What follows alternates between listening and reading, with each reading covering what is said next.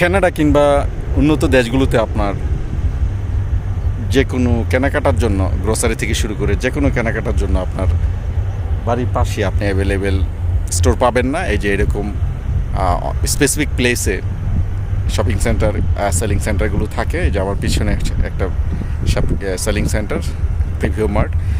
Interesting বিষয় হচ্ছে এখানে আপনার শপের চাইতে যে পার্কিং স্পেসটা এটা বিশাল।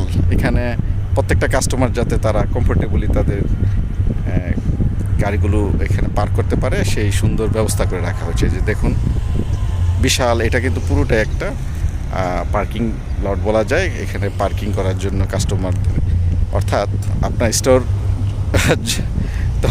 স্টোরও বিশাল, কিন্তু তার চাইতে অনেক বিশাল হচ্ছে পার্কিং লটগুলো।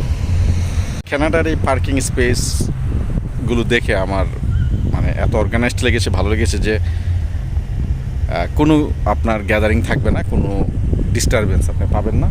প্রত্যেকটা কাস্টমার কমফোর্টেবলি তাদের গাড়িগুলো পার্ক করতে পারবে, তারপর তারা তাদের কেনাকাটা করবে।